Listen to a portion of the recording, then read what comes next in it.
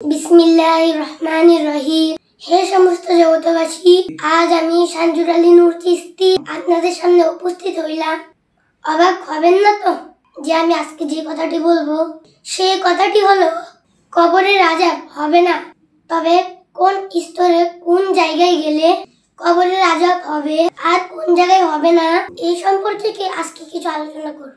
সে আলোচনাগুলো হলো, যদি আমরা কবরের দিকে লক্ষ্য করি তো দেখা যায় কি, যেই কবরে সাজা হবে সেই কবরটা কিন্তু মাটির তৈরি এবং দেখা যায় সেই কবরটা 3.5 হাত। তাহলে সেই 3.5 হাত কবরটা আপনি আমি নিজেই। আপনি তো জানেন আপনার হাতে 3.5 হাত আপনি নিজে, তাহলে আপনিও তো মাটির তৈরি।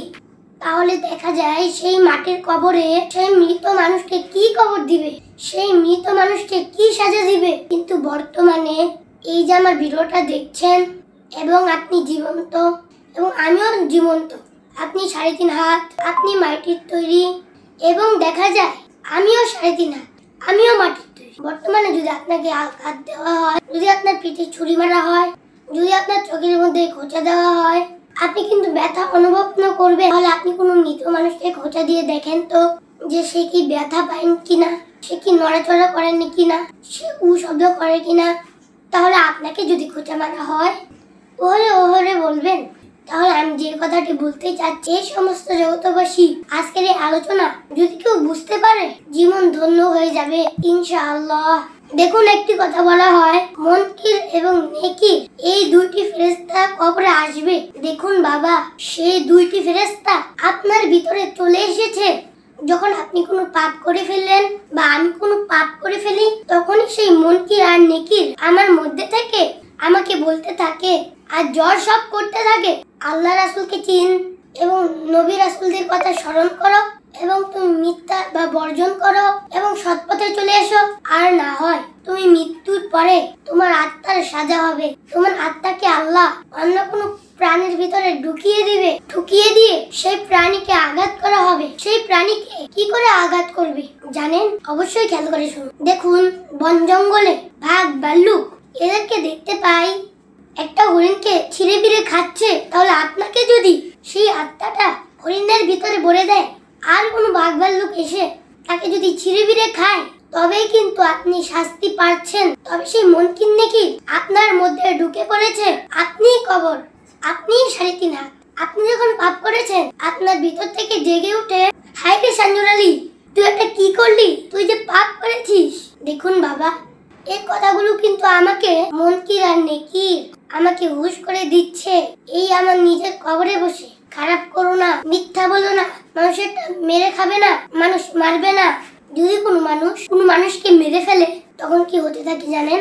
যদি গোপনও করে থাকে তারপরে কিন্তু তার শাস্তি ভিতরে হইতে থাকে। সেটা কেমন করে জানেন? তার বিবেক তাকে ধ্বংস করতে থাকে এবং মুনকির আর নেকির তাকে জলসব করতে থাকে। তুই কি করলি? তোর মৃত্যুর পরে তোর আত্মাকে সাজা দেওয়া হবে। হে সমস্ত জগতবাসী, আমি সানজুর আলী নূর চিশতি, আমি ছোট মানুষ, আমার কথা কি আপনারা গ্রাহ্য করবেন না? আমার কথা কি গুরুত্ব দিবেন না? আমি সত্যই বলিতেছি, নবী রাসূলদের কসম দিয়ে বলছি, এই সমস্ত জগতবাসী হাদিস শরীফে কিন্তু এমন কিছু কথা বলেছে, দুজুকিদের যখন দুজুকে নিক্ষেপ করবে তাদেরকে কিন্তু সে পশু স্রোত বানিয়ে ফেলে দেবে। এক প্রাণী আরেক প্রাণীকে রেখে খাবে। যেমন আমরা বন জঙ্গলে দেখতে পাই, এক পশু আরেক পশুকে জীবিত ছিঁড়ে ছিঁড়ে খাচ্ছে। তার দেহের ভিতরে যে আত্মাটা ছিল সে কিন্তু কষ্ট পাচ্ছে। হে সমস্ত জগতবাসী, এসব কথা বলতে বলতে চোখ দিয়ে যেন পানি আসতে থাকে। আল্লাহ, আমাদেরকে দিয়ে এরকম পাপ যেন করেও না, আমাদের দ্বারা এরকম কোনো পাপ যেন না হয়।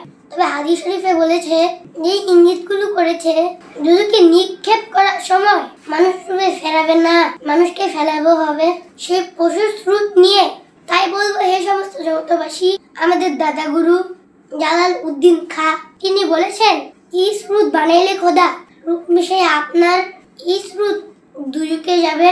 যে বলে সে গুনাহগার, আদম দেহেতে খোদা দম থাকিতে নাহি যোদা, কেবা আদম কেবা খোদা, কি কইবে কার বিচার, পরে 1,00,000 কোটি আকার ধরে সাজিলেও তিনি নিরাকার। এই স্রোত দুজুকে যাবে। যে বলে সে গুনাহগার, আবার হাদিস শরীফে পাই আবার মানুষ শুরুতে দুজুকে দিবে না, আর সেই পশুর স্রোত হইতে আমাদের বাঁচতে হলে একজন কামিল মুর্শিদের কাছে আমাদের যাইতে হবে। মান আরাফা নাফসাহু ফাকাত আরা রাব্বাহু, অর্থাৎ যে নিজেকে নিজে চিনতে পারলো সে তার রবকে চিনতে পারলো। হে সমস্ত জগৎবাসী, আমার জন্য দোয়া করবেন, সামনে যেন ভালো আলোচনা আনতে পারি। আমাদের চ্যানেলটি যদি আপনাদের কাছে ভালো লাগে, সামনে কি ধরনের আলোচনা চাইছেন জানাবেন। সকলেই ভালো থাকবেন, চ্যানেলটিকে সাবস্ক্রাইব করে নেবেন। আল্লাহ হাফেজ।